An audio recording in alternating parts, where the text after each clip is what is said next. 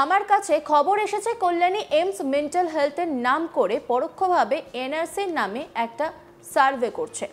আমি সমস্ত জনসাধারণের কাছে আবেদন করব, যে কোনো সংস্থা যদি আপনাদের বাড়িতে সার্ভে করতে যায় তাহলে আপনারা রাজ্য সরকারের কাছে একবার জিজ্ঞাসা করে নেবেন। রাজ্য সরকার যদি কখনো সার্ভে করে আপনাদের জানিয়ে দেবে। অনেক এজেন্সি অনেক সংস্থার নাম করে বাড়ি বাড়ি সার্ভে করছে আপনার ভোটার লিস্ট থেকে নাম বাদ দেওয়ার জন্য।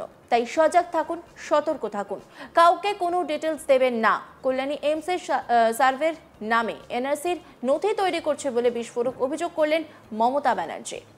এনআরসি নিয়ে শুরু থেকেই বিরোধিতা করে আসছেন বাংলার মুখ্যমন্ত্রী মমতা ব্যানার্জি। তার দাবি, বিজেপি বিভিন্ন এজেন্সি বা কেন্দ্রীয় সংস্থাকে ব্যবহার করে গোপনে এনআরসি কার্যকর করার চেষ্টা করছে।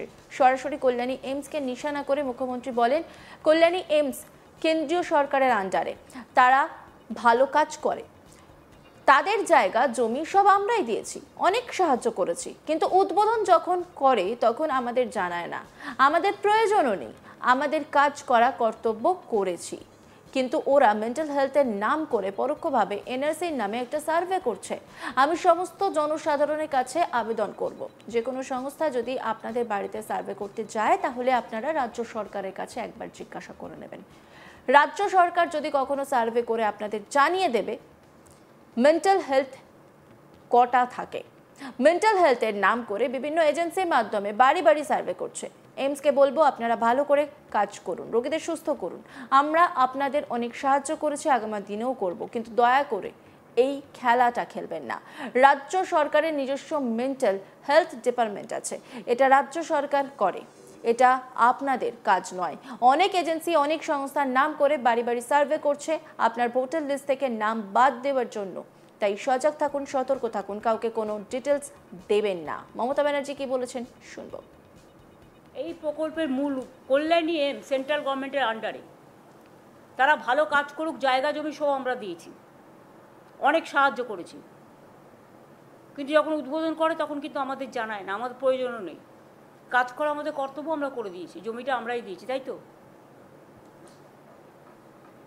কিন্তু ওরা কি করছে, মেন্টাল হেলথের নাম করে পরোক্ষভাবে এনআরসির নামে একটা সার্ভে করছে।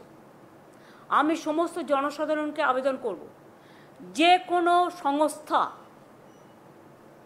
যদি আপনাদের কাছে কোনো বাড়িতে কোনো ব্যাপারে সার্ভে করতে যায় তাহলে আপনারা স্টেট গভর্নমেন্টের কাছে কোয়ারি করে জেনে নেবেন।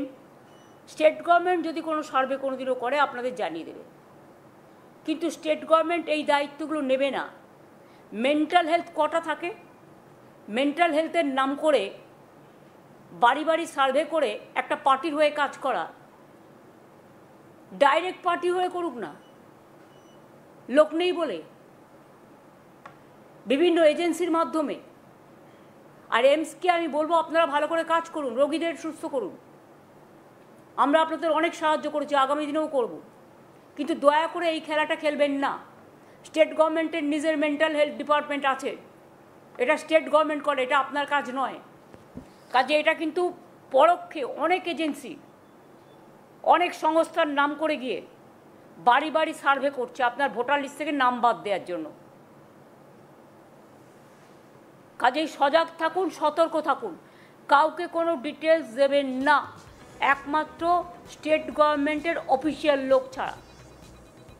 অন্যদিকে বাংলা ভাষায় কথা বলার প্রসঙ্গে তিনি বলেন, বাংলার বাইরে যে সমস্ত পরিযায়ী শ্রমিক কাজ করছে তাদের বাড়ি ফিরিয়ে এনে তাদের পুনর্বাসনের জন্য একটা ব্যবস্থা গ্রহণ করা হয়েছে।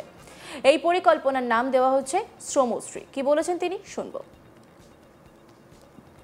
আমাদের এখানে পরিযায়ী শ্রমিক, আমাদের যে পোর্টাল আছে সেই অনুযায়ী 22 লক্ষ আছে, কিন্তু বাংলার বাইরের অন্যান্য রাজ্য থেকেও আমাদের রাজ্যে প্রায় 1.5 কোটি পরিযায়ী শ্রমিক আছে। কিন্তু আমি এটা বলবো, শুধুমাত্র যারা ফিরে আসছেন এবং বাংলার পরিযায়ী শ্রমিক যারা বিভিন্ন রাজ্যে কাজ করেন, তারা যারা ফিরে আসছেন অসহায় অবস্থা, অত্যাচারিত হয়ে, ভাষা সন্ত্রাসকে কেন্দ্র করে তাদের অপরাধী তকমা দেওয়া হচ্ছে, বাংলা ভাষায় কথা বলা যেন অপরাধ। কাজে এটা নিয়ে আমরা একটা সিদ্ধান্ত নিয়েছি যে বাংলায় যে সকল পরিযায়ী শ্রমিক বাংলার বাইরে কাজ করছে তাদের বাড়ি ফিরিয়ে এনে এবং তারা যদি নিজেরাও চলে আসে, যারা আসতে পারবে, যারা আসতে চায়, তাদের পুনর্বাসনের জন্য আমরা একটা পরিকল্পনা গঠন করেছি। এই পরিকল্পনাটার আমরা নাম দিয়েছি শ্রমশ্রী, নতুন পরিকল্পনা। এর আগেও কোভিডের সময় আপনারা জানেন বিভিন্ন পরিকল্পনার মাধ্যমে তাদের আমরা নিয়ে এসেছিলাম, সাহায্য করেছিলাম। সেগুলো যেমন প্রচেষ্টা, পরিযায়ী সহায়তা, সমর্থন, স্নেহের পরশ, নানান প্রকল্প আমরা চালু করেছিলাম। সারা দেশের অন্যান্য প্রদেশের লক্ষ লক্ষ মানুষকে আমরা বাংলার সম্মানের সাথে রাখি, কিন্তু বাংলার মানুষ, এমনকি অন্ধ্রপ্রদেশে আমি শুনলাম কালকে একজনকে খুন করে তার ডেড বডিটা পর্যন্ত দিতে দেওয়া হয়নি। প্রতিদিন এই জিনিস চলছে সারা ভারতবর্ষ জুড়ে। শ্রমশ্রী প্রকল্প কেন করছি? তার কারণ হচ্ছে এই প্রকল্পের মূল উদ্দেশ্য পরিযায়ী শ্রমিকদের বাংলায় ফিরিয়ে আনা এবং তাদের জীবিকার জন্য, নিজের পায়ে দাঁড়ানোর জন্য সাহায্য করা। যারা ফিরে আসবেন এককালীন ভ্রমণ সহায়তা সহ আমরা 5,000 টাকা দেব। পুনর্বাসন ভাতা মানে আমরা ফিরে আসার পর 12 মাস মানে 1 বছর নতুন কাজের ব্যবস্থা না হওয়া অবধি প্রতি মাসে তাদের 5,000 টাকা করে দেওয়া হবে। লেবার ডিপার্টমেন্ট হচ্ছে এটার ব্যাপারে নোডাল ডিপার্টমেন্ট। আমাদের উৎকর্ষ বাংলা আছে, যেখানে স্কিল ট্রেনিং দেওয়া হয়। ফিরে আসা শ্রমিকদের মধ্যে আমরা দেখব দক্ষতা কার কীভাবে আছে, এবং যদি দক্ষতা থাকে দরকার হলে আমরা তাদের আবার প্রশিক্ষণ দেবো, দিয়ে বিভিন্ন কাজে ইনভলভ করব। আমার কাছে খবর এসেছে কল্যাণী এইমস মেন্টাল হেলথের নাম করে পরোক্ষভাবে এনআরসির নামে একটা সার্ভে করছে। আমি সমস্ত জনসাধারণের কাছে আবেদন করব, যে কোনো সংস্থা যদি আপনাদের বাড়িতে সার্ভে করতে যায় তাহলে আপনারা রাজ্য সরকারের কাছে একবার জিজ্ঞাসা করে নেবেন। কি বলেছেন মমতা ব্যানার্জি, শুনবো।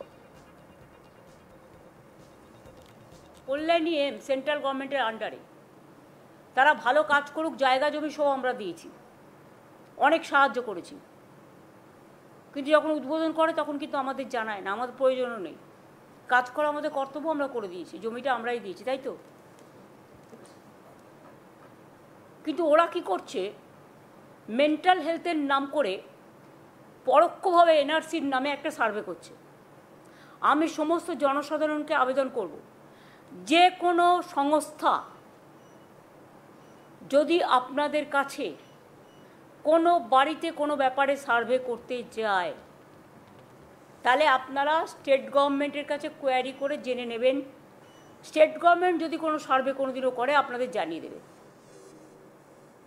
অন্যান্য খবরের আপডেটের জন্য অবশ্যই নজর রাখুন আজ তাক বাংলার ইউটিউব স্ট্রিমিংয়ে। লাইক, কমেন্ট, শেয়ার এবং সাবস্ক্রাইব করতে ভুলবেন না।